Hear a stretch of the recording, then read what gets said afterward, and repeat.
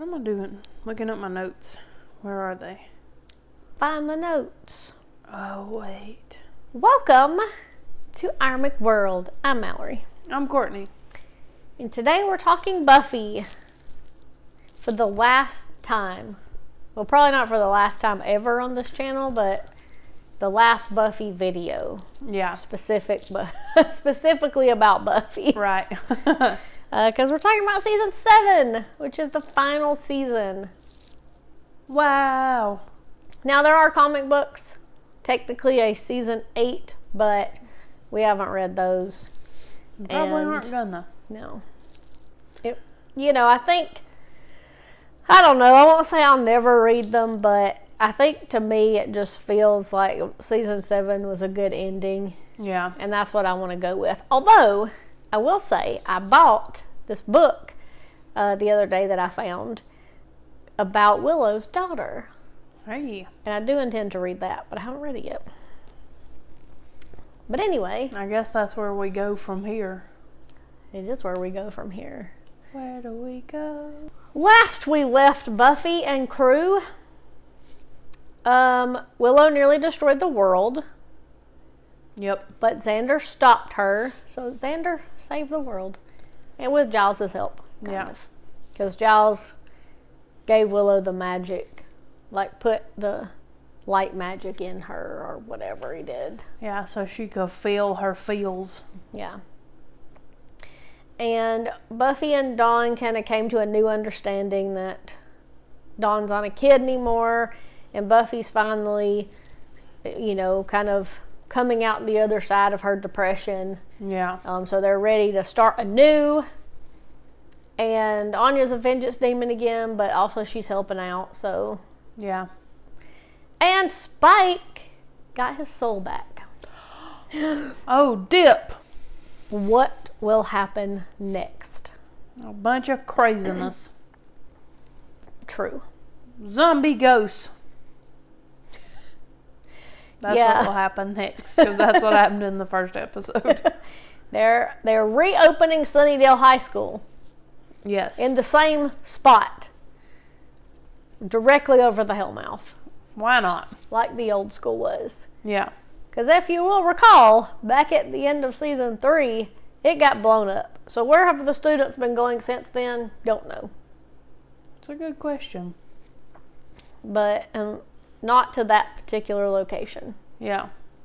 And apparently no one was concerned or recalled that, there were freaking monsters and stuff at the graduation, and they had to blow the school up because the mayor turned into this giant snake thing. My, how we forget easily. Right. New regime. Build it back. Yep. So we do have some new characters show up. Yes. Pretty soon. One, Mallory's favorite of all time, Principal Wood. Listen, Wood came in at a bad time. He was trying to flirt with Buffy. Yeah, he did give her a job without checking any credentials at all. Yeah, so Wood is the new principal. Yeah. Of Sunnydale High. Immediately, if not sooner, he offers Buffy a job as a counselor, which she is in no way qualified for. Nope, not in the slightest. But we do eventually find out why he does that. So he's not a total idiot. And we figure out why he does some of the things he does too later on, which we can talk about. But yeah. So we meet Wood, and then we meet some more people, but we'll really have to talk about all the rest of them later on. Yeah. Like you said, we start off in the first episode with the school reopening, and Dawn's going to school there. And Buffy's concerned because it's built on the Hellmouth. Yes. And then there are zombie ghosts. Yes. Of all the dead students that Buffy could not save. Yeah. Apparently. And meanwhile, Willow is off at Hogwarts doing basically witch rehab kind of a thing. Yep. She's, training them with these light magic people, because actually she does call Giles Dumbledore. And yeah. she's essentially kind of getting back to responsible magic use and light magic use, because it's I think magic probably one of those things to where used responsibly it's fine, kind of like most things in life. Yeah. And so it would be hard, kind of like when Willow just tried to quit using magic, period. Like, that's not really a solution. Yeah, quitting cold turkey doesn't work for most people. Yes. Some stuff you gotta quit. But some stuff used responsibly, like drinking alcohol, for instance. If you don't drink too much, you're fine. Now, same is not true with heroin. Anyway, back to Buffy. Yeah, so she's there. Xander and Anya are still on the outs. And Xander is, towards the beginning of the season, decides he needs to get back out there and start dating again. Xander also is on the construction crew for the high school. I think he was on the crew that helped build the high school. And Spike, we find out pretty early on, is now living in the Sunnydale High School basement with all of the ghosts and things. And he's a little bit cuckoo at the moment. Yeah. Buffy runs into him while she's fighting the zombie ghosts. And she's very surprised to see him because he's been gone for months. Yeah. And his hair's not dyed, and he's just acting really weird. And he's talking to himself, and he's got like all these scars where he's tried to cut his own heart out. Yeah. And he's just not doing too well. Nope. Moving on into the second episode, really, I don't know if there's anything else specifically you want to say about the first episode. No. So they have this other thing so Buffy starts having these dreams. And we see these girls being killed. Mm-hmm. These random girls being killed. And so she has kind of this dream, and this one phrase keeps coming up, and it's, "From beneath you, it devours." Right. And so then this monster thing starts coming under, like, I don't know, it's like a giant worm almost, coming up through the pavement. They ate this woman's dog. Yeah. So they think maybe this is, because then Spike starts saying that too, "From beneath you." But, he's rambling all this nonsense. Well, Buffy also doesn't tell anybody at first that she saw him. Right. And then when Xander finds out, he's mad that Buffy didn't tell him. Because they're all still reeling from what happened last season. Yeah. And, of course, Xander and Dawn, neither one trusts Spike anymore. So he shows up to help them with their problem in the second episode, and he looks more normal. He's acting more normal. His hair's back to normal. So Buffy's like, "What is up with you?" Yeah. And it's still kind of like, I don't know if I trust you or not. Yeah. But reluctantly kind of agrees to let him help. Yeah. With the thing, which turns out wasn't related to Buffy's dreams, because it was Anya had turned this woman. She has gone back to vengeancing and turned this woman's ex into a giant worm. Yeah. So that really was unrelated, but yeah. But see, Spike also did show up, and then also Anya somehow figured out, I don't remember how, that Spike had his soul back. Yeah, she could see it, I guess, as a demon. Yeah. She could sense that he had it back. So then he got in a fight with her because he thought she was going to tell them that he had his soul back, and I think he just really wasn't ready for that. But then he eventually does tell Buffy, but then the light switch flips and he's back to being cray Spike. Yeah, he accidentally stabs the dude who was a worm and loses it and runs off, and Buffy follows him, and that's when he gives this whole speech. It's actually it sounds really corny to say, but it was a really beautiful scene. Of him in that church where he was going around saying all this stuff, and then he goes up. So he basically reveals to Buffy that he got his soul back. Yeah. And he goes up and starts hugging a cross, and of course he starts burning. Anyway, I really liked that scene in that episode. I thought it was well done by the actors. But so she finds out he has his soul back. But she kind of, I think, moving forward for several episodes, I think she gets tired of it, of him acting crazy. Because, like, at first she kind of, I think, wants to help him, but then eventually she's like, oh my God, get over it. Yeah. Kind of thing. Especially with everything that happens later in the season. At one point, she actually does say, I need the old Spike back. Yeah. I wrote down that Spike, at one point, is talking to everybody, and they're all talking to him, except for then he realizes that none of them are talking to each other. Which I think is one of those things because, we think he's talking to himself most of the time until eventually we figure out really he's talking to other people that no one else can see. Yeah, I think it might be at the end of the very first episode is you go back and see Spike in the basement, and it's this really cool sequence where he's being talked to, and at first it's the master. Mm-hmm. And then it's Drusilla, and then it's the mayor. Yeah. Or actually, I think it goes the opposite way. I think it starts off and goes backwards. Yeah. So you see, like, Warren talking to him, and Glory talking to him, and Adam talking to him. And anyway, back to the master, and it's like we're going back to the beginning. Yeah. And then it turns into Buffy. Yeah. And says it's about power. Mm-hmm. And eventually we find out that it's actually the first evil, who we have encountered before. Yeah. Way long time ago. In a smaller one episode arc. Yeah. But that sort of ends up becoming really the big bad. But it takes them a while. Buffy eventually figures it out. Like, things start happening that she recognizes from last time the first evil came around. Yeah. And so she realizes it's the first. But anyway, so you think Spike is seeing things at first. But in that episode is when Willow has come back, but nobody can see her. Except for Spike and Anya. Yeah. Because they're not, I don't know if it's because they're not human or because they're not her friends. Yeah. Yeah. Willow can see Anya and Spike. They can all see each other, but nobody else can see each other. And so then Willow's like, why? Or Spike says, why is everybody talking to me and they're not talking to each other?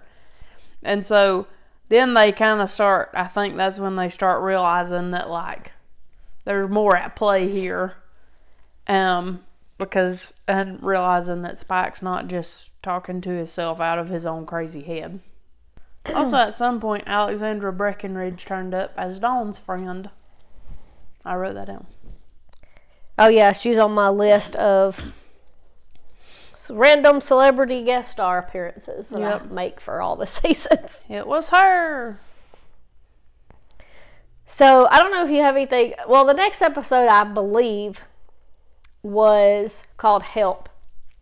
And it was about a girl named Cassie who was convinced that she was going to die. Oh, yeah. And which I guess I don't know if you said by the end of the Willow episode, she had realized that she had been preventing them from seeing each other. Yeah. She'd accidentally done a spell. Yeah, because she was like kind of ashamed to see them. Yeah, and she didn't want them to see her. And so then she got back, and then in the next episode, this demon turned up and started eating people's flesh and leaving them looking like Warren. He nearly killed Willow because they couldn't see her. Yeah. Yeah, so that's what was happening, and then they thought that it was Willow doing it, yeah. And that's why they couldn't see her, because they thought, they didn't know she was right in front of them. And they thought that it was her, but really it wasn't, and they patched things up and killed the demon. Yeah, that was gross. So then, Help. Yeah, so the girl was convinced she was going to die, so Buffy spends all this time trying to prevent her from dying, but she wasn't able to, because it turned out she died in a natural way. Yeah. That it was like her brain or something. It wasn't something that could be prevented, which I think kind of may have brought back memories of like her mom for Buffy. Yeah. And it's never, I think they don't like it when they're not able to save the day and they can't rescue the person. Yeah. Like there's really nothing that they can do. That's hard to accept. It's hard to accept for anybody. There's a situation and you know there's nothing you can do about it to fix it, especially for them because they're all the time trying to save people and everything. But one quote from that episode that I really like, or I guess that really at the time, because Spike was still, you know, people still didn't trust him, and he obviously had a journey to be redeemed after season 6. Yeah. But in that episode, Cassie, because we find out that really she can see the future, kind of, which is how she knew she was going to die, even though she didn't know how. Yeah.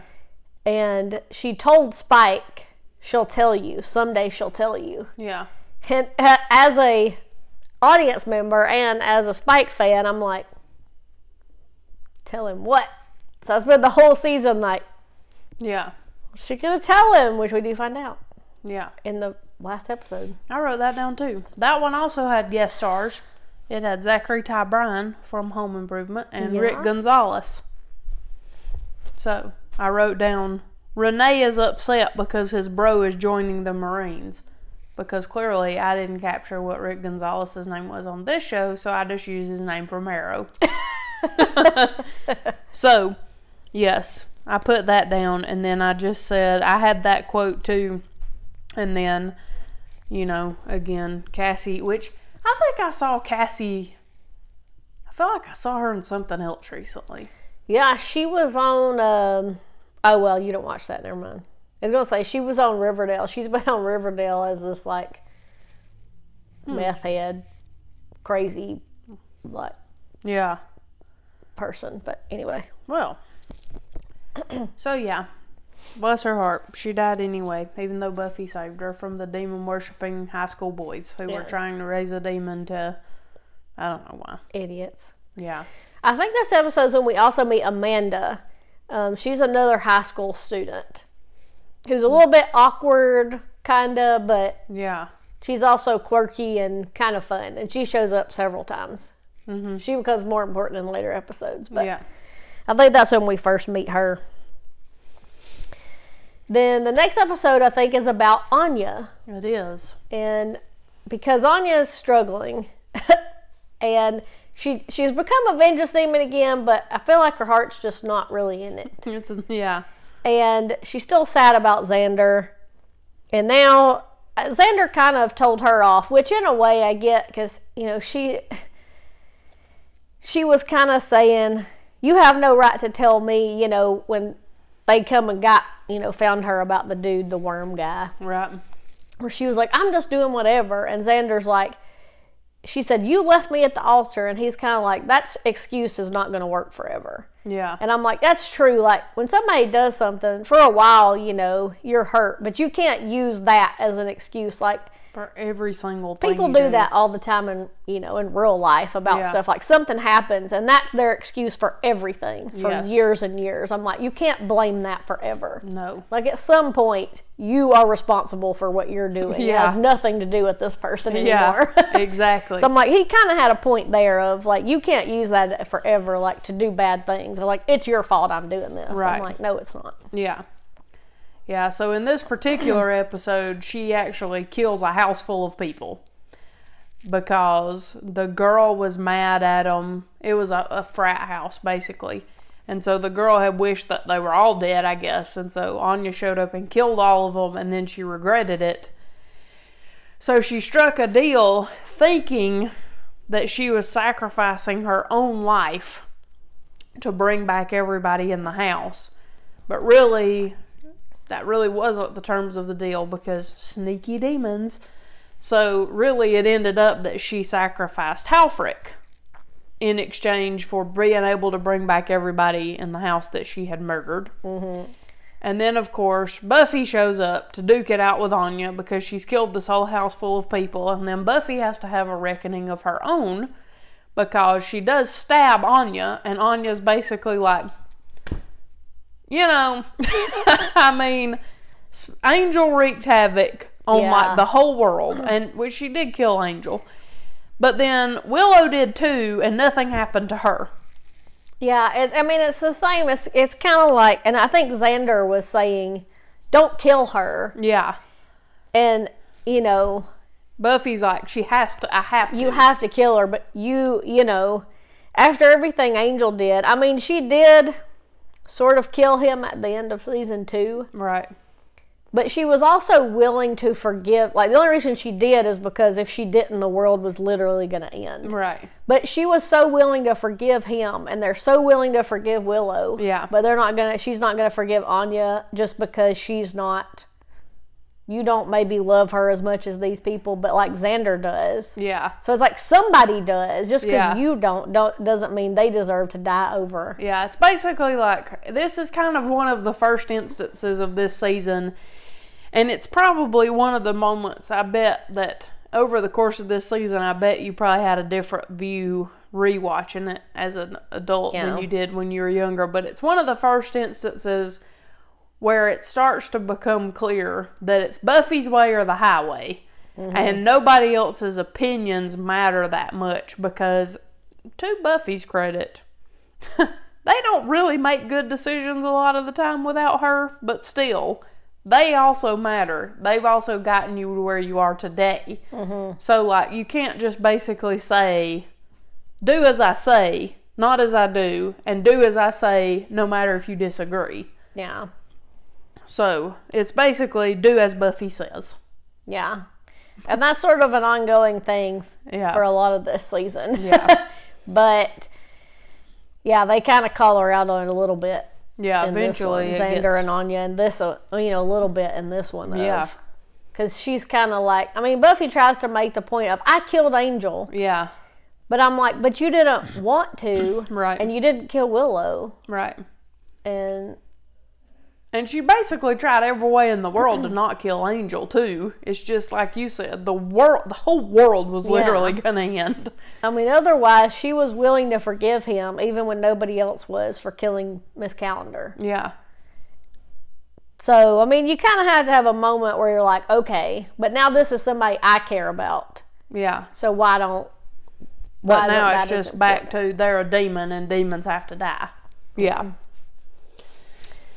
So the next episode has Thad Luck and Bill in it. Yeah.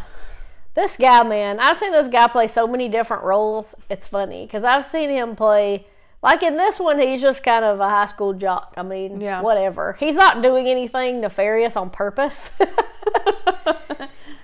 But I've also seen him play a real creep. So every time I see him, I'm like, well, who are you going to be today, man? Yeah. So the whole deal is, this guy has this jacket, this Letterman jacket, that actually used to belong to his brother. And it's like possessed or cursed, or I don't even know what. Something chock full of pheromones. Yeah, that makes people fall in love with him. Yes. So it's kind of a comical episode. Yeah. Because Dawn falls in love with him, then Buffy falls in love with him, then Anya and Willow fall in love with him. Yeah. It only works on women, apparently. Yeah, because everybody else is like, what is happening? Yeah. Xander's like, Yeah. And Giles doesn't come back, by the way. I don't know if we said that. He was in at the beginning with Willow, but he does not come back to Sunnydale. Yeah. So he's still not there during all this bit. So Xander's mainly like the only dude, except for sometimes Crazy Spike shows up. Yeah. He actually does come and help them. In this one. But one of the funniest parts of this episode is when Buffy decides she's going to, because everybody's like, I'm going to prove my love to him. And they're fighting over him the whole time. So Buffy decides she's going to kill the principal. So then Spike shows up and because he's sitting in his office, and in the background you can see Buffy and her big weapon, and Spike comes and tackles her to the ground. Yeah. Anyway. Yeah. But then Dawn tries to kill herself. And then Buffy realizes what she's doing, and it kind of breaks the spell a little bit. Like, no man is worth your life, essentially. Although I thought, I mean, I guess this was a spell and whatever, but I thought also you almost let Angel kill you one time, so Right. you're one to talk about that. But also that's true. Like, you never kill yourself because you can't have a guy. Yeah. Like, they're not worth it, trust me. No. No guy is worth you not living over. Right. But also, I made a note that says, does Buffy legit have sex with that kid inappropriate? I don't know. She was on top of him for a minute. I don't know if she ever actually did anything or not. See, Principal Wood, this is what happens when you don't check references. You got your counselor having sex with your kids. In any other show, Except Pretty Little Liars. we'd be canceled right now. So canceled. I guess it don't matter because Buffy's a woman. It does matter. It does matter. It's inappropriate. Anyway, also Buffy was probably only like, what? Yeah, like 22, 20. Yeah, not very old. Buffy's not as old as you think, by the way. I know, she seems like she's 30 after they get out of high school. Yeah. But I'm like, but really, there's not that many years pass. No, I mean, after they get out of high school, she only goes to college for part of 1 year. Yeah. And then she never goes back. It's only 4 more years pass. Yeah. So, ish. Right. So she's probably 21, 22 in season 7. Yeah. It's too much responsibility. It is. Even for me now. Yeah. Next episode, I think, was Sleeper, right? Episode 7? Let's see. I'm doing this from memory. It's impressive. It says, here's what it says as far as Monster of the Week. The first, ? Ghost talking to Scoobies. Is that Sleeper? Sleeper is the episode about Spike. Nope, that's the next one. Conversations with Dead People. Yes. That's first. Okay. That's right. Very close, though. I got all the Buffy episode titles right in my brain. Useful? Not really, but they're there regardless. It is for this, I guess. This episode, I liked it. It was a little slow. Like, yeah. I liked it more now than I liked it. I remember back then, when I first watched the show, I thought it was just super boring. Because nothing really happened until the end. Yeah. But watching it now, I liked it a lot more. Yeah. Because you really get a lot of character moments in it. So each of our main characters, well, I won't say each of them, but Buffy and Willow and Dawn all have these big important moments where they talk to their ghosts, essentially. Well, Buffy spends all her time talking to this vampire named Holden, who, by the way, turns up later on Angel as a completely different character. Hey, that was before. It's crazy to me. This is a total tangent, real quick.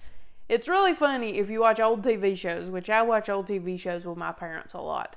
And they will have people who actually play semi-important parts as, like, notable guests on shows. Who play different parts. Like on Andy Griffith, the guy that plays Rafe Hollister is in a different episode and plays a completely different character. But they do that all the time. Like, if you look at IMDb ever, if you're trying to find somebody, like somebody that's on Perry Mason, you'll look and they'll have been on like 5 different episodes of Perry Mason as 5 completely different people. But see, nowadays, it's like you cannot do that for the most part. I mean, it still happens sometimes, and I guess because, of course, sometimes you don't know how things will work out, but most notably like Doctor Who, because Peter Capaldi and Karen Gillan were in the Vesuvius episode during David Tennant's run, and then ended up being a companion and a doctor. But for the most part on shows these days, people will be like, ah! Yeah, you have to play the same character or people get confused. Yeah. They're like, wait. Yeah. So, anyway, back to Buffy. Yeah. Buffy spends her whole time in the graveyard with this guy, and she's kind of having a little therapy session as they are sparring, kind of. Right. Of her talking about, I guess, her past relationships and like why she picks the men that she does and why she gets into this sort of mess sometimes and him sort of analyzing her He was actually a fun character. Yeah. But at the end, he reveals to her that he was sired, because he's a new vampire, that he was sired just the other day by Spike. Clutch the pearls.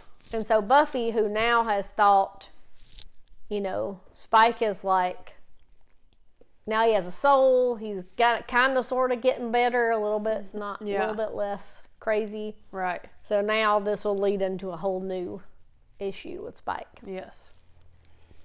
And then Willow spends her whole time talking to Cassie, the recently unsaved deceased girl, who is acting as sort of an envoy, supposedly acting as an envoy for Tara.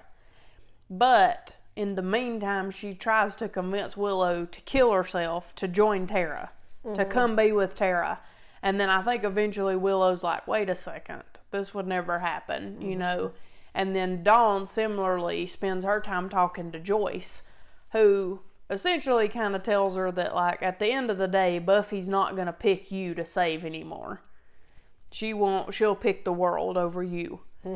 And so everybody's kind of having, like, their own kind of little crisis, and also, figuring out, I guess, the road ahead a little bit, and it's kind of setting the stage, I think, for the rest of the season. Yeah. More so in this episode. Then the next episode should be the yes. sleeper episode. So this is where Buffy is now suspicious of Spike. Yes. So it's decided that they need to watch him. So Spike has moved in with Xander because Buffy was like, he needs to get out of this basement of the school because he's right near the hellmouth. Yeah. This is not helping. And Xander's like, so Spike has moved in with Xander. So now Buffy's like, Spike may be killing people. And Xander's like, super. Yeah. Oh, thanks for telling me that beforehand. So then they take turns watching Spike. Yeah. And seeing if he does anything. And it turns out he is actually killing people. But he doesn't know he's doing it. Right. Because he's being manipulated by the First into kind of turning into a sleeper agent, which is the title. Basically when I don't know if this really happens. It's kind of scary.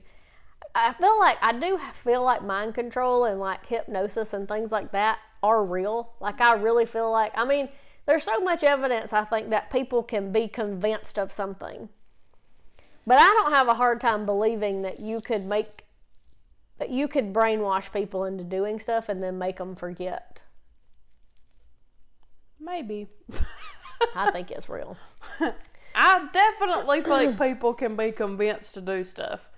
But I'm not sure about sleeper agents. How would we ever know? We're not going to know. But, because Xander's like, he's the one that kind of says, I think this might be what's happening. Like, they're using a trigger, and it kind of, like, changes him into another person. And then he forgets everything that happened when he was under that trance, kind of. Mm-hmm. And he starts to remember. Right.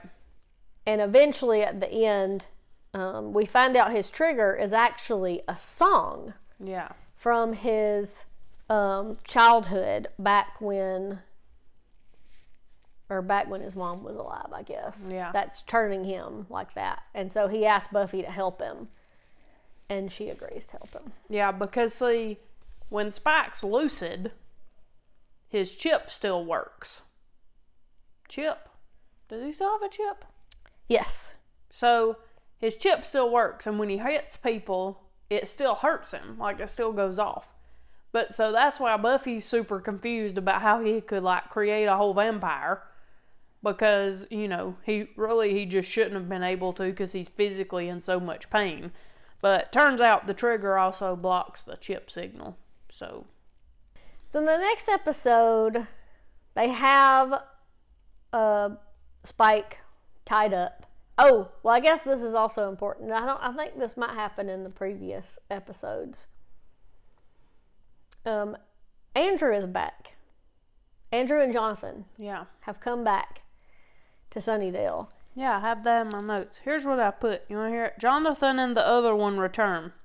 Dig up a goat head thing And then What's-It stabs Jonathan and bleeds him on top of it under Warren's direction.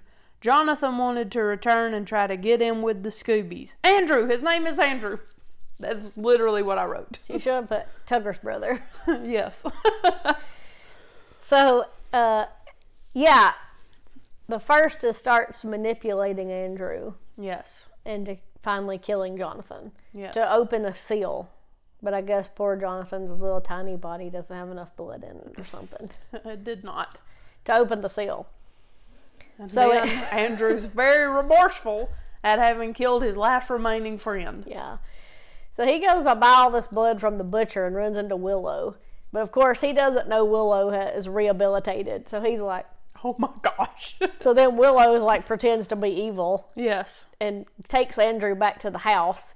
So now they have Spike tied up in one room, trying to figure out how to break his little sleeper hold or whatever, and have Andrew tied up in another, trying to figure out what he knows. Right. This is the start of everybody moving into Buffy's house. Yes. But Spike eventually gets triggered because the first shows up and bursts through the wall and bites Andrew. Yeah.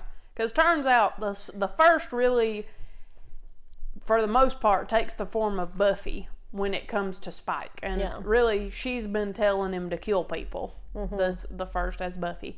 And so, then occasionally he also starts seeing Drew and other people. But, for the most part early on, it's Buffy. And so that's why... Spike is so confused at first because he doesn't know who's real Buffy and who's first Buffy. Yeah. So. And they break in. So Spike they end up having to take him and chain him up in the basement after he attacks Andrew. Yeah. Although, here's one of the funniest parts of the episode is when he wakes up, Spike's like, did I hurt anybody? And Buffy said, you bit Andrew or whatever. And he's like, who? And she's like, Tucker's brother. And he's like, oh, okay. Like then he knows who it is. Yeah. But then the first minions, who are called the Bringers. The Bringers. Yeah. Break into the house and kidnap Spike. And they realize that they've been after Spike the whole time. Right. Like that was why they were, I don't know. Yeah, because they wanting to take him out back to the goat seal and drain him to release the uber vamp. Although, I don't know. Which is not a vamp that drives around and picks up strangers and takes them where they need to go. No, it's not. Uber vamp probably is. Biting for hire. He shows up, he bites you, he leaves. Yeah, right. You can order him in an app on your phone. Spike is kidnapped. So this is, I think, when he really starts seeing Drusilla. Yes. And they got him tied up and they're sort of torturing him by showing up as Buffy and Drusilla. And he keeps thinking, Buffy will come and rescue me. And they're like, no. Right. Kind of trying to torture him. Yeah. And so they eventually, Buffy and Buffy's also been seeing Joyce in her dreams. And eventually they all figure out that it's the first that's doing all this, but they can't find Spike. And Giles might be dead too, but he's not. But all the other Watchers, they find out eventually, got blown up. Too bad. They were kind of the worst a little bit. They were the worst. At least Quentin was, and some of the people that came with them. Yeah. To Sunnydale that time. Yes. Every time they show up, they were just so cocky, Yes. But they figured out it's the first, but see, the first is like incorporeal, so it has to get people to do its bidding. Right. It can't do its own stuff. What a loser. That's right. why it needs an Uber vamp. It can't drive. It can't drive, so it has to get the Uber vamp to do its bidding for it. But it can also only take on the form of dead people who have died. Yeah. That's why it can be Buffy, because Right. she has died Right. before. So I guess that's part of, too, that was all, like you were saying, part of Spike's torture is you don't really know, or he doesn't know. So when the real Buffy finally shows up to save him, Yeah. he doesn't believe it's her at first. Right. But then it was, which was nice. But Buffy ends up having to face the Uber vamp Yes. and gets the crap beat out of her. Yeah. Because only the sun can kill it. Nothing else. So, also around this time, Giles has, as it turns out, been going to find the other Slayers. Because now there's a billion potentials. Because whenever Buffy was having all those dreams about those girls being murdered, Yeah. and it was potential Slayers. So all the people that could be the next Slayer. Right. Apparently there's tons. So yeah, Giles goes around, collects them all so they don't get murdered, and has started bringing them to Sunnydale, Yes. where they are starting to move in with Buffy. Yeah. And so by the time she rescues, so she ends up having to face this vampire. It beats the crap out of her at first. All the potential, or all of them now are like, Oh, dip. the first starts impersonating a potential and merely messing with them, being like, see, she can't save us. Yeah. But then eventually in the next episode, I think she actually goes back and fights it and wins. Yes. And that's when she's able to save Spike. Yeah. So, here's who are some notable potentials real quick. We have Kristen number 2 from Last Man Standing. She was Eve, I think, the one who was actually the first. Yes. Oh no, Kristen, whose name is Eve, ironically, is the first. It's funny because on Last Man Standing, there's Kristen and Eve.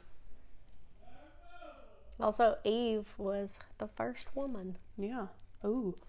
Good one. But see, her sister on Last Man Standing's name is Eve. Yeah. It's weird. Anyway, Miranda from Lizzie McGuire and Felicia Day.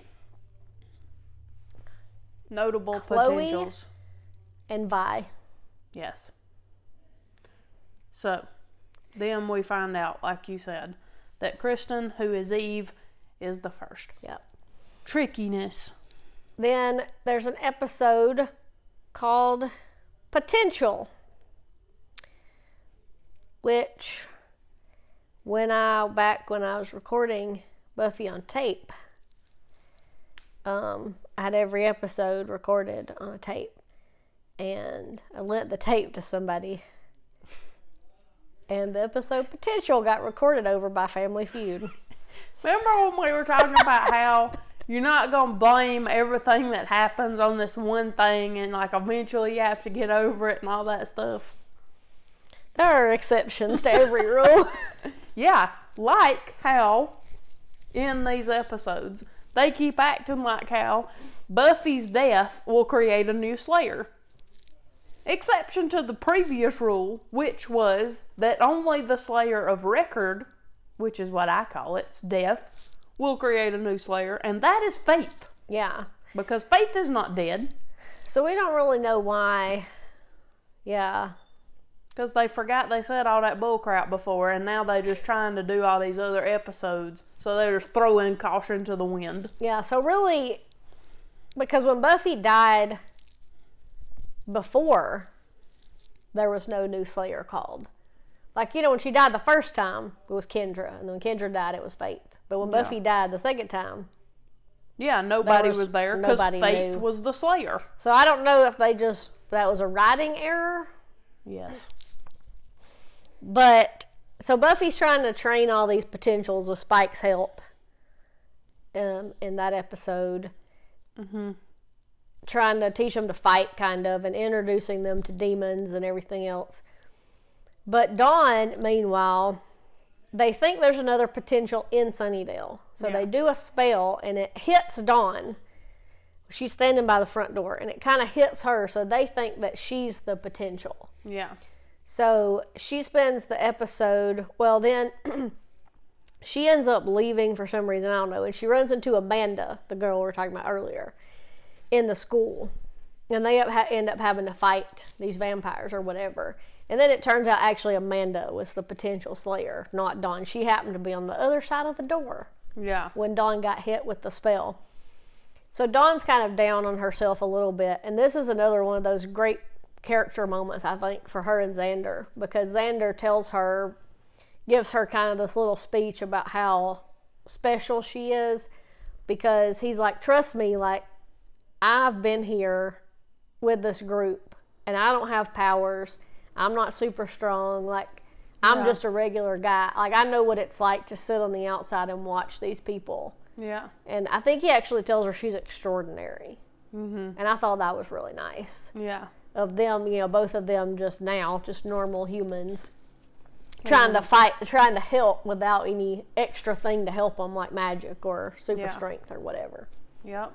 So that was really nice. I mean, Xander did just save the whole world, basically, by literally being the heart kid from Captain Planet. Yeah.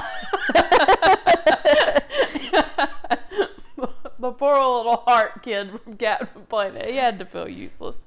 But he wasn't. Because it's important. Yeah, he was important too. He's important. I think the next episode was First Date. Sure. Was it? I don't know. Let me look at the monsters of the week. Was it? Ubervamp again. Bringers? Ashanti. Spike's Chip and Willow/Warren. Did that happen before The first trying to get Andrew to kill potentials. First Date? I don't know. I didn't write down the episode titles. I just write down the monsters of the week. Okay, well, in some sort of order. Let's see here. Who are we talking about? Ashanti? There was an episode. I would have made a note of that. Called The Killer and Me, which was about Willow. Yeah, that one's before that. Struggling. Like, she starts. Okay, well, this is what happens. So, one of the new potentials, who is named Kennedy. So, more potentials have shown up. Also, I wrote Kennedy sucks, an exclamation, and parentheses out next to it. Because she does, and she is terrible, and I hate her. So, Kennedy is straight up flirting with Willow from day one. So, first of all, Kennedy tries to take over and is like, oh, whatever. And I'm like, you know nothing, first of all. Yeah. So. Also, how old is she anyway? Because. I don't know. But she's irritating. And so, she likes Willow. So, she finally flirts with Willow enough. And Willow likes her for some reason. I don't know why. And they kiss. And Willow turns into Warren. Yes. Because she feels so guilty about it. Yeah. And so it's kind of her struggling in that episode with still what she has done and becoming something she doesn't want to be. Becoming this killer. And also feeling guilty about Tara. Yeah. In which I thought, if you're going to move on, cool. But, like, this girl's terrible. Yes. And then also Spike's chip starts malfunctioning. Mm-hmm. And so Buffy takes him to find the old initiative, thinking that she can get a hold of some of them still to help. Yeah. And so she does. And they give her the option to repair it or to remove it. Yes. And we don't know what happened for a little bit. And then also, we think Giles might somehow be the first because, of course, Giles was missing for a long time, so it is possible that he died. And then now he's taken all the potentials on a spirit quest. So then we kind of get alarmed, but turns out he's not the first and everybody's fine. And what happened to Miranda? She gone. She died. Yeah. She hung herself, I think. Yeah, but also she was missing and not at the spirit quest, and it was not explained for like 2 or 3 more episodes, I think. Oh yeah, she died. I don't know. The potentials would they're come there and go. Sometimes and they're not there sometimes because Felicia Day goes missing for several episodes and then she's back. And we also had Molly and Rona, and then Chowan were the other notable potentials who actually were around more than the others. Like you saw them on screen more often. Rona was also annoying. Also, Willow has started going back to Wicca meetings, but Amy the Rat is there, and I don't understand why they let Amy the Rat continue to exist. Just in general. She's human garbage. Always terrible. She's witch garbage. Okay. So, then they're trying to record the first talking to Andrew while Buffy goes on a date with Principal Wood, and Xander goes out with Evil Ashanti. Go. Yeah. So, as we know, not a fan of Wood. I was not back then. Now, on the rewatch, I didn't hate him that much. Yeah. But on the first go around, I was like, you should have let Buffy kill him in that other episode. He was the Martha of this show. You don't just show up and see, I guess that's what happens. Like, I mean, it's kind of like the whole thing with Riley. Yeah. Was he showed up right after Angel, so everybody was like, I hate that guy. And now he's coming I in. didn't hate him. After Spike, after the disaster that was the Spuffy relationship, I was really looking forward to and then bummed about. Yeah. And now the principal comes in. Plus, then he gets even more shady, but not that he doesn't have good reason. Right. But I like Spike better than him, so. So whatever. Who cares Whatever. what his reasons were? So, then Xander meets Ashanti at the Home Depot, basically. And, and she's like way into him, which makes perfect sense. No offense, Xander. I said that sarcastically. No offense, Xander. Yeah, bless his heart. His dates are not going well. No. She ends up trying to, she's a demon, as it were, and takes him to the seal and tries to stab him and open the seal again to let more vampires out. Yeah. It doesn't work. She gets thwarted or whatever, but Yeah. still, Xander's like, dang. There wasn't enough blood in Jonathan's body to open it, and I know Jonathan's smaller, but I'm pretty sure humans all have about the same quantity of blood. Yeah. So, clearly a standard human isn't going to work, although also, why does a vampire work? Because it's still up for debate about whether their blood flows, because their heart doesn't beat, so how could their blood flow? Yeah. Why even have blood at all? It's a weird thing. Doesn't make any sense. Mm-mm. Is it cold instead of warm? I don't know how it's not just dust, like when you have a scab, like dried blood. Because it isn't circulating. The only thing that keeps your blood liquid is that it circulates throughout your body. Yeah. But if your heart's not beating, then it doesn't do that. Too much science for a show like this. So then we do find out what happened. What did Buffy decide? See, we kept you in suspense. We didn't mean to, but we did anyway because incoherent ramblings about blood and stuff. So, turns out she did decide to have Spike's chip removed because she needs another fighter. Yep. And Giles was not happy about it. No, nobody was. No. Except Buffy and Spike.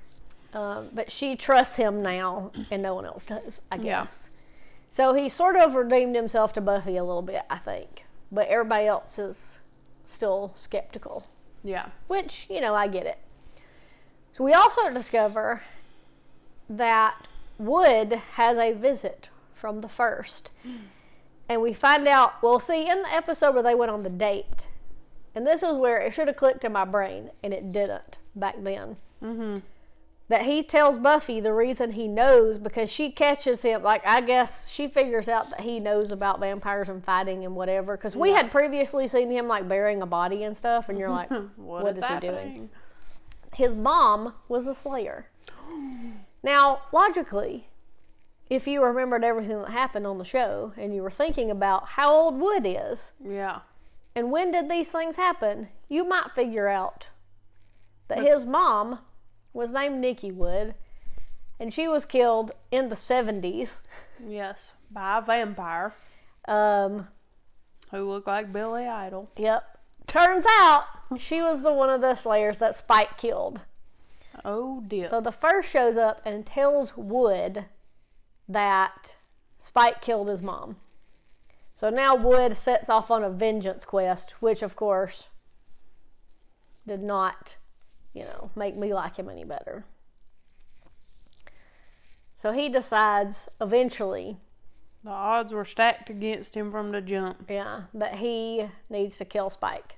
Yeah. But he doesn't know how he's going to go about doing that. Right. Now, eventually, I don't know, maybe skipping some episodes, but eventually he does set it up because they figure out that the trigger, well, is the song. Right. And he finds the song. And so he covers his whole garage in crosses and lures Spike in. Spike is helping him. Well, Giles helps him. So Giles and Wood kind of plot to kill Spike because Giles thinks he's a liability and that Buffy's never going to see it. Right. So they're like, Spike needs to go watch Wood, I don't even remember. But anyway, so he goes to Wood's. Wood turns the song on because he's like, oh, I'm not going to kill you. I'm going to kill this monster. Yeah. Triggers him. So Spike starts having, this is a really weird episode. Yeah. Spike starts having flashbacks to when he was human. And he was a big mama's boy, of course. But after he turned, he wanted to turn his mom into a vampire so she could live forever with him and Drusilla, which was kind of funny because Drusilla was like, no. But when he turned her, she got real weird. I mean, the whole deal was weird. Then she started she turned into a little bit of a floozy. Yeah, she was trying to be incest with it. And Spike was like, whoa, mama. But he figures out that she sang him that song, which was why it was a trigger. Yeah. And kind of resolves his issues before Wood can kill him. And then Buffy realizes Giles is distracting her. Yeah. Because she's been sent off to do another quest. Well, she does that too. She gets sent off to do this quest about finding who made the first Slayer and, figuring out whether to take the power. But she thinks if she takes the power, she gets the darkness and all that comes with it. And then, also, meanwhile, back at the ranch, Andrew's filming a documentary about all of the mess that's happening. So, it's a whole lot of stuff going on here in a few episodes. Yeah, so Spike doesn't kill Wood, even though he very well could. Yeah. And so Buffy's pissed at Wood and basically tells him, if you try to kill Spike again, he's going to kill you and I'm not going to stop him. Yeah. Because we need him in this war. So this war is more important. And I guess this is, too, where Buffy has her attitude of, we got to save the world no matter what the cost. Yeah. And then she also tells Giles she doesn't need a watcher anymore because she feels so betrayed by what he did. And Andrew, in his episode where he's filming his documentary, he also kind of comes to the realization that, he finally deals with killing Jonathan. Yeah, well, in that episode, too, Buffy's kind of being a hard ass, and she keeps doing all these rants and raves and, just continuous speeches to everybody about why they have to do this and they have to fight and they have to, kill all these demons and whatever. And then she finally just drags Andrew to the seal and belittles him and tells him that she's going to kill him until eventually he starts crying and reckons with this whole thing. And then it turns out his tears seal the seal. Craziness. What? Yeah. I think this is about the time we meet Caleb. Yes. Played by Nathan Fillion. Yeah. This is the first thing I ever saw Nathan Fillion in. Hey. And was the only thing that I had seen Nathan Fillion in when we met him at DragonCon the first time. Yeah. Mainly we were going to talk to Alan Tudyk and they were together. Yeah. And I was like, I've seen you on Buffy. And he kind of gave me this weird, probably on purpose, Caleb stare. Because... Yeah. But, so Caleb is a preacher, sort of. Yeah. Who is working for the First. Yes. And he ends up killing some of the potentials. I think he actually kills Molly. And he pokes Xander's eye out. Yeah. And then Xander only has one eye. And then he makes a joke about how there's a party in his ice socket and everyone's invited. Which is a great joke, even though no one laughed, except for I did. Yeah. I also made a note here that Willow has brought Faith back to Sunnydale. Yeah, because she is now reformed. Gets her to come help. Yes. With the war. And also that Xander has a dream about the potentials, which is a little sketchy and creepy because he's like macking on the potentials. One of which is Rachel Bilson, and she hasn't been there at all before this. That's the only time you see her, I think. I'm pretty sure that's the only time she's on the whole show. But anyway, so now we have Caleb there, and he seems to be a normal person, except for also he has powers. Yeah, he's got like super strength and ability, so after because Buffy's kind of like, we need to go, he has something. She figures out that he has something. Mm-hmm. So they're going to storm the place, even though everybody's like, I don't think that's a good idea. And when they do, that's when everything happens. Some of the potentials die, Xander nearly dies, and everybody starts to kind of turn on Buffy a little bit. Yeah. And so she's trying, which I guess she's doing her best. It reminds me of Jack from Lost in that people kind of expect you to make decisions, but when they don't like your decisions, then they're like, whatever, then they want to fight with you, and you're kind of like, you're the, you put me in charge, so I'm making the decision, so you need to whatever. Yeah, but then now that everybody's mad at her, they essentially kind of vote her off the island, and then they start deciding that really Faith should be their leader because she's really the slayer. Yeah. And all this stuff, even though while reformed, Faith was never the most level-headed person in the history of time. Also, she doesn't really want to do it. Yeah. Also, this all happens when they send Spike and Andrew on a mission to figure out more about Caleb and the First. Yeah. And they sort of kick Buffy out of her house, which, by the way, is kind of uncool because it's her house. It is her house. Actually. And y'all all been living there for free. So I'm like, really, y'all should have just found you a new house. Right. Instead of, even if you were kicking her off the team. Yeah. Kicking her out of her own house. Yeah. Too far. Yeah. But Spike and Andrew get back, and Spike is pissed. Yeah. So him and Faith get into a fight. And he goes to find Buffy. And this was, in this episode, Touched, it was called. We had lots of hookups. Yes. Xander and Anya hooked up. Yep. Faith and Wood hooked up. Willow and Kennedy hooked up, and then I put, what does Willow see in Kennedy? I don't get it. As previously All discussed. the other potentials were better. She Yeah. could have had so many more better love interests than that. Or they could have made Kennedy more likable, but whatever. Either way. Yeah, and people are generally fleeing Sunnydale, including Clem, because for the first time in forever, somehow people have decided that Sunnydale's not a great place to be. Yeah. Guess what, fam? It was never a great place to be. Why is it taking you this long? But yeah, they're finally managing to get, people are leaving, which is a very good thing. Yeah. So then comes one of my favorite moments from the whole season. So Spike finds Buffy in this abandoned house. Mm-hmm.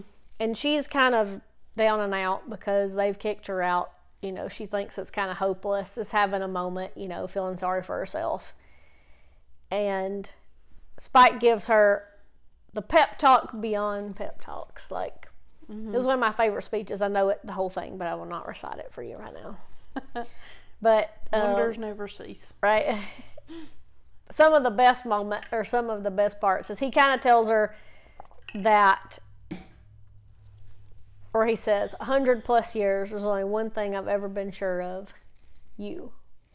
And he basically tells her, like, I don't love you because, I'm not saying that just because, like, I want you. Yeah. Like, I want to, I'm saying it because you are an amazing person and you're the one, like, you can do this, you can do all this. It was a really great speech.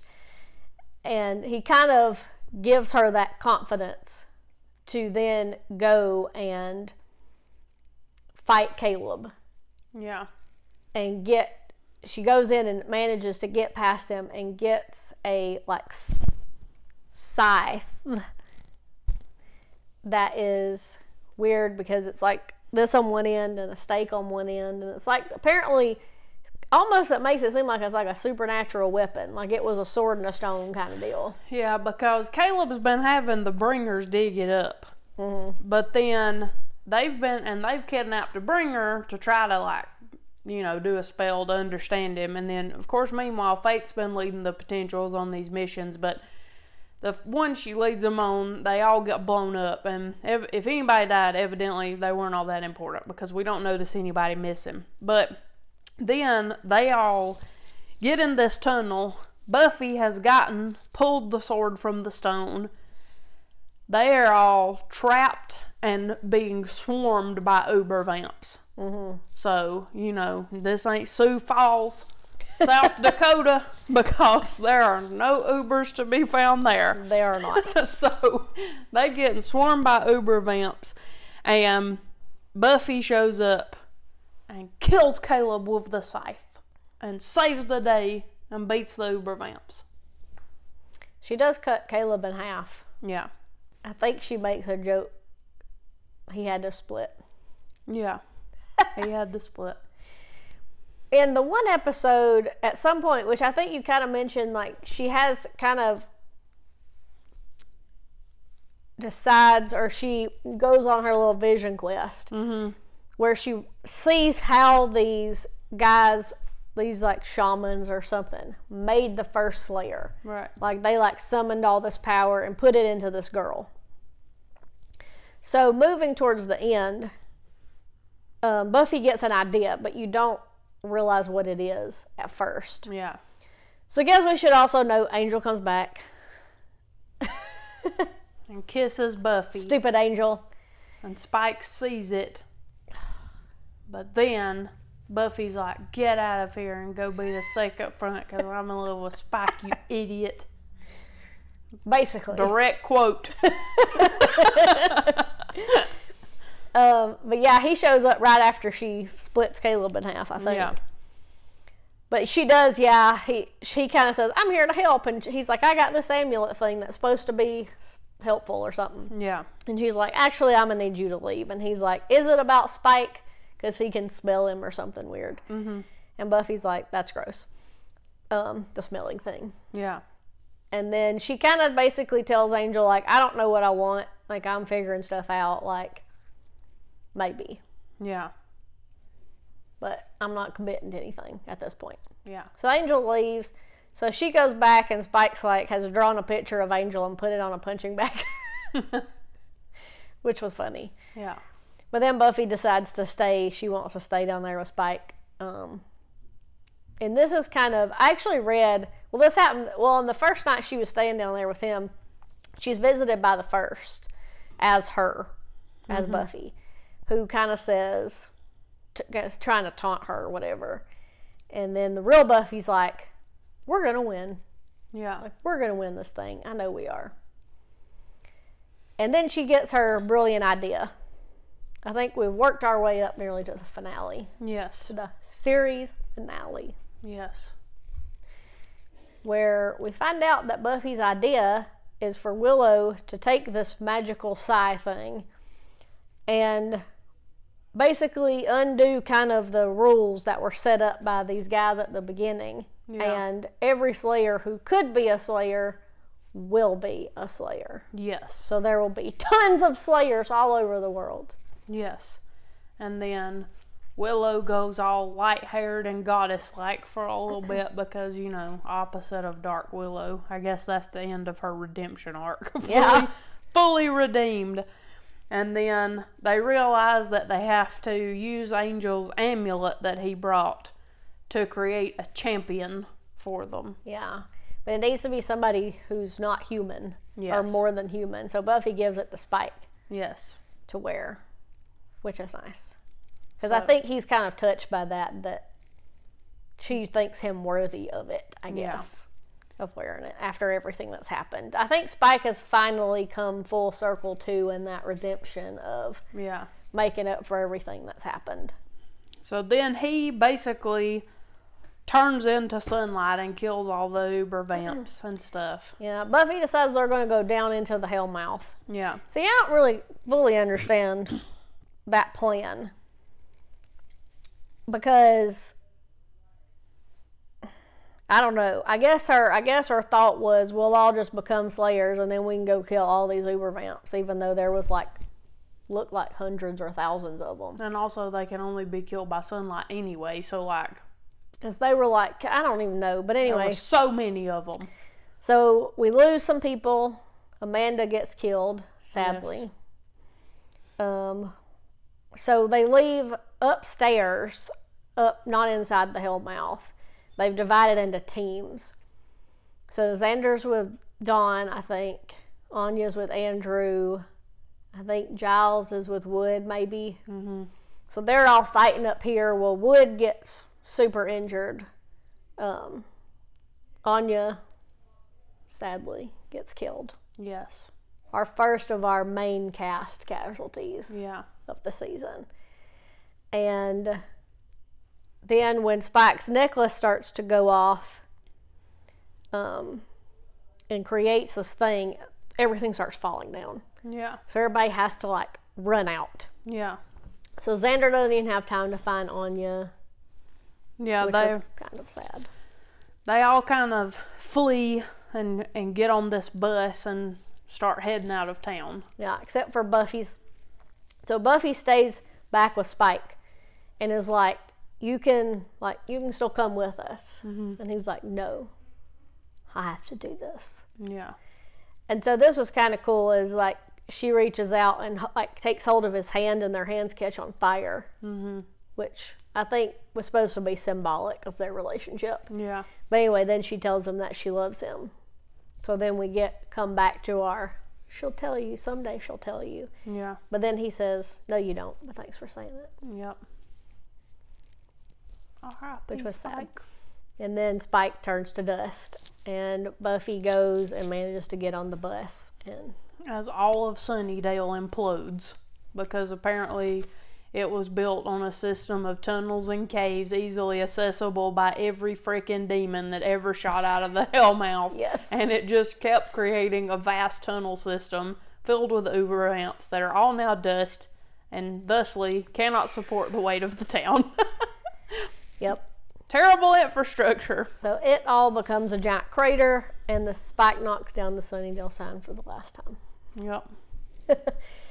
And one moment before they went to fight was kind of cool, is Buffy and Willow and Xander and Giles all came together as a foursome. Mm-hmm. And we're kind of, what are we going to do tomorrow? Oh, we're going to go to the mall and whatever, Yeah. And Giles is like, the earth is doomed. Yeah. Like repeating one of his classic lines. Yeah. Which was cool.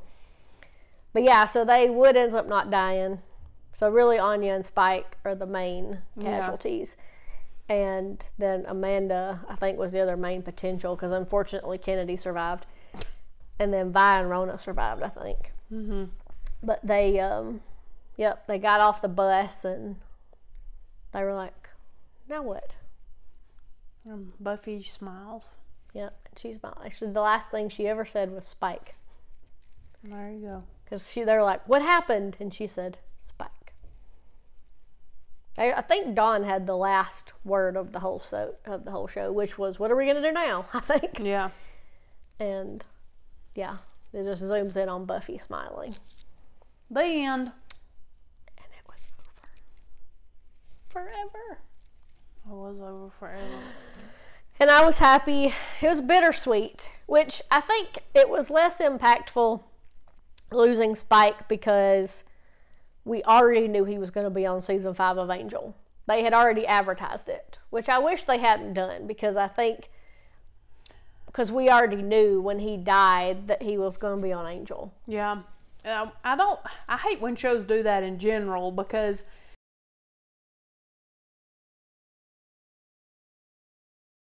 I mean, obviously favorite characters, you don't want them to be gone forever, but also it's kind of like with like right now with The Walking Dead, they've pretty much already said there's going to be a Carol and Daryl spinoff. So whenever they get into a precarious situation, we're always like, well, they're going to be fine because they've already said there's going to be this other show. Yeah, we already know. So, which I guess that show could be set at any given time, but Carol and Daryl were never off together for long enough to make a whole show. So, Yeah. But anyway, or that we know of, there are some time jumps. Maybe we should be nervous. But yeah. So then when they end on a cliffhanger, kind of like Stranger Things, we thought Hop was, spoiler alert for everything, we thought, of course, that Hop was dead at the end of season 3, even though everybody was kind of like, he's probably not. Yeah. But like, they've already started doing the posters and stuff for season 4, and he's just straight up in them. Yeah. It's like they don't leave any suspense. Like, I prefer it to be surprised. Yeah. But I wasn't back. I mean, sometimes the reactors nowadays who watch them are like, oh my gosh, surprised. But back then, originally watching it, we weren't surprised. Because we already knew. Yeah. Which, I mean, not that I want him to be dead, but still, it would have been, more impactful for me. Yeah. I did put that skin eating thing looked like Gollum. Also, Willow said something, how she Googled something, which I think was one of the first times people weren't really saying Googled. Now everybody says that. Right. But, used it as a verb. Right. Then I think we got most of the guest stars that I had written down. Oh, Clara Bryant was the name of that girl that played Molly. Oh, yeah. Yeah. From the Disney Channel. I did look her up, but... Oh, one thing to note was, the little thing at the end of the episodes that says Gur-Arg? Mm-hmm. It looks like the Ubervamps. Yeah. It does. I thought that was interesting. Maybe it is an Ubervamp. And then my quotes. Some of my quotes of the season, which we already talked about some of them. Yeah. So, It's About Power, the whole speech from the first episode. Mm-hmm. Spike's speech in Beneath You, which I talked about with the cross. Yeah. You're extraordinary, he says. So, one thing, when Faith first shows up, and she sees Spike, and she's like, wait. And Buffy's like, he's with me. And Faith is like, wait, are you the bad slayer now? Yeah. And she's like, no, he has a soul. And Faith is like, oh, he's like Angel. And Spike's like, I'm nothing like Angel. And Buffy's like, yeah, kind of. And Spike's like, we have very different coloring. And he's boring or something. I don't know. Yeah. Which I thought was funny. Yeah. And of course, his speech, 100+ years speech. Mm-hmm. Oh, one time, one of them said, Scythe matters. And they were making jokes. Nice. And then Buffy gave a really good speech. It was in the finale when it was sort of flashing back when you were figuring out, they're giving all of them powers with her, are you ready to be strong speech. I thought was really good. So yeah. Those are my favorite quotes. Yeah. On the whole, it was a good season. Of course, it was frustrating parts of the time because everybody was getting irritated at Buffy. But it was also frustrating that she was doing this my way or the highway thing for a lot of it. But that was one of those times to where, kind of like you said, it's like everybody wants you to lead them until they feel like you're not on the right path, even though nobody else wants to step up either. Nobody wants to make the decisions, but... Yeah, but then they want to criticize you for making the wrong ones. And so that was... Both of those things were equally frustrating. Yeah, because you always are team Buffy, but then you do recognize obviously that Buffy's a flawed person and that she's not making the best decisions by not including other people. Yeah. But then also you're mad at them for basically being like, we don't care about you anymore. You need to get out of our group and out of our house because we're not following you, when nobody else could do it either. Yeah. So, yeah. And it was overall a lighter season than season 6 for sure. I felt like there was a lot more to be happy about. Mm-hmm. I mean, there were still some downer moments, of course, like every season of Buffy. But we got back to more of the typical balance. I felt like that we were used to.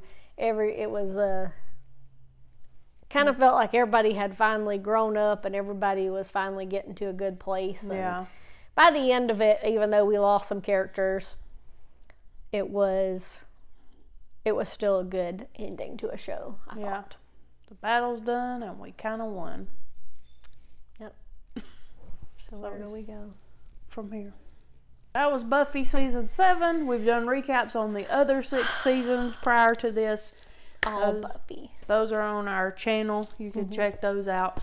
We do other things that are not Buffy related. If you want to see more videos from us, like and subscribe. Let us know what you thought in the comments. Yeah, what do you think of Buffy? It's my favorite show of all time.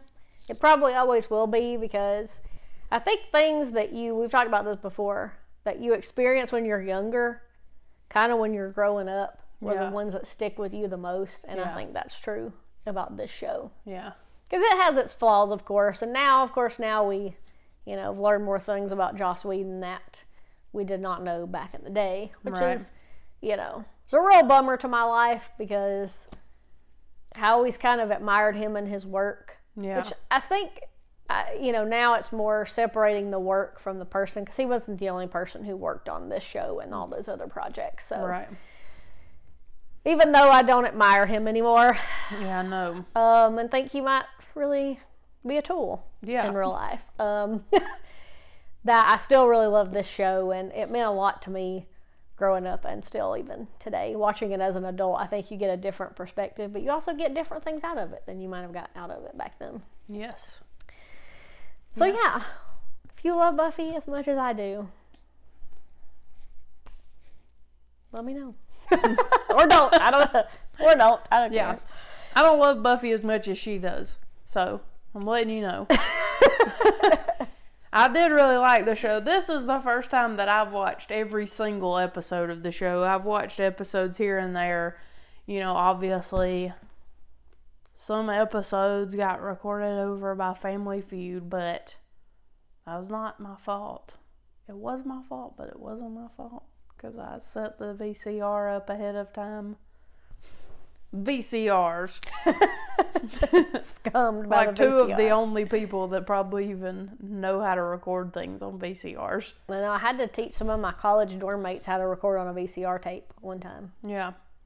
So we did. I did accidentally record over an episode from this season. But see, this season, and probably like season 6, maybe, and maybe season 1 were the only ones I'd probably seen every single episode of before. Yeah.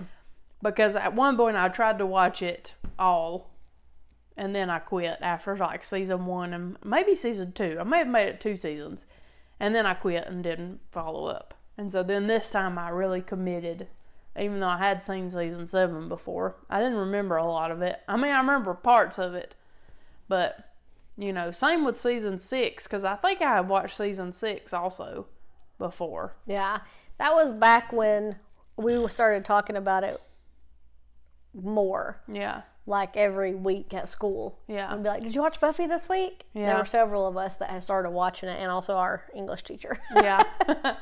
Watched it, So, anyway, we hope you liked it. I don't know if we'll do any more recaps like this, I guess, if we find a different show. Yeah, we may do some other shows. We did an episode too about Once Upon a Time, and we kind of did the whole series in one episode. So I don't know if you've watched any of these, which one do you like better? Like we just talk about the whole entire thing at one time, right, and hit the highlights, or talk about each season. Now we're not going to do a show like Supernatural that has 18 million seasons and episodes probably, but that'd be a lot. Yeah. Some shows, though. Yeah. I don't think we have time to rewatch Supernatural right now. No. Or watch Supernatural for the first time, in your case. I have seen like less than 10 episodes total, probably. So, and in no particular order either. Right. But, so let us know, is there a show... Let us know which format you like better, for one, and then also just let us know, are we too long-winded or what? We are. We know it. You don't have to let us know. But let us know in the comments if there is a show that you think would be cool that you want our take on, because obviously we're pop culture experts and you love our opinion on everything. It's our way or the highway, folks. Yeah. We're the Buffys here. You can't kick us off of our own channel. Yeah. Only YouTube can do that. But hopefully they don't. Like, subscribe, and we'll see you on the next episode. Okay. Bye for now. Bye. TTFN. Ta-ta for now. That's what, that potential when she died. That's what Tigger says. Yeah. She loved Winnie the Pooh. Oh. It's true. It's true. That's weird.